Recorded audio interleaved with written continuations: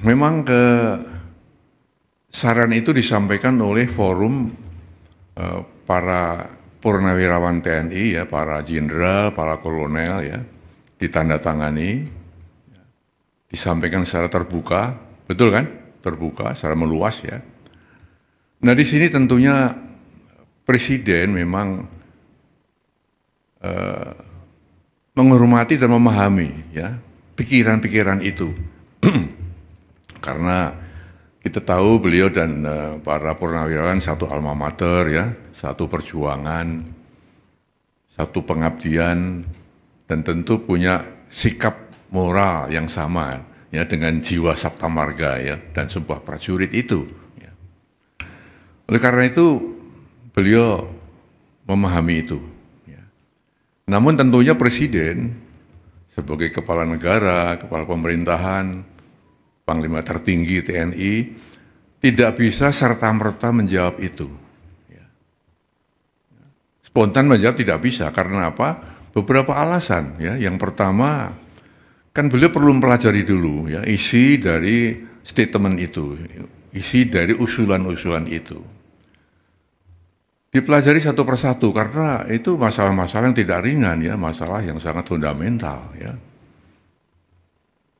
Lalu beliau juga kita lihat bahwa Presiden, walaupun sebagai kepala negara, kepala pemerintahan, ya, juga Panglima tertinggi TNI, ya, istilahnya ya, mempunyai kekuasaan yang tidak tak terbatas. Ya. Artinya kekuasaan beliau, kewenangan dia terbatas juga. Ya.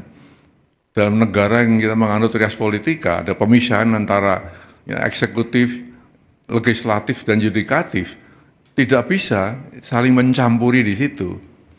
Maka usulan-usulan yang ya bukan bidangnya Presiden, bukan domain Presiden, tentu ya Presiden tidak akan ya menjawab atau merespon itu. Ya. Nah lalu yang ketiga,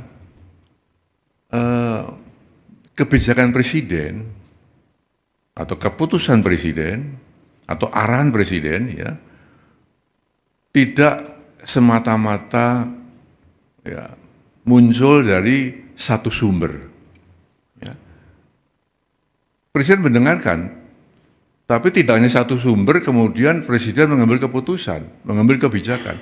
Harus banyak sumber-sumber lain yang beliau dengarkan.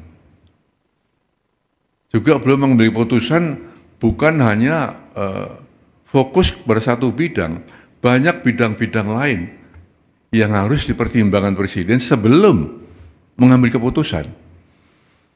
Nah dengan demikian maka kalau ada anggapan bahwa Presiden tidak merespon, bukan seperti itu ya. Presiden dia telah menjelaskan seperti itu. Oleh karena itu beliau berpesan tadi kepada saya agar disampaikan kepada masyarakat ya agar tidak ikut berpolemik masalah ini. Ya. Tidak ikut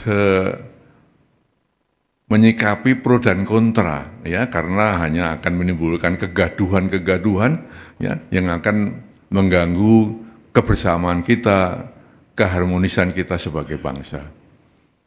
Nah itulah ya kira-kira yang bisa saya sampaikan ya sehingga dengan demikian maka kita mengharapkan bahwa saatnya nanti ya tentu ada penjelasan-penjelasan resmi ya yang bisa mendinginkan suasana. Kita sedang menghadapi ya banyak masalah ya tentunya yang kita harapkan adalah satu ketenteraman di masyarakat, keharmonisan, kebersamaan untuk menghadapi hal-hal yang benar-benar dihadapi negeri ini. Itu saya kira saya sampaikan itu ya. Terima kasih.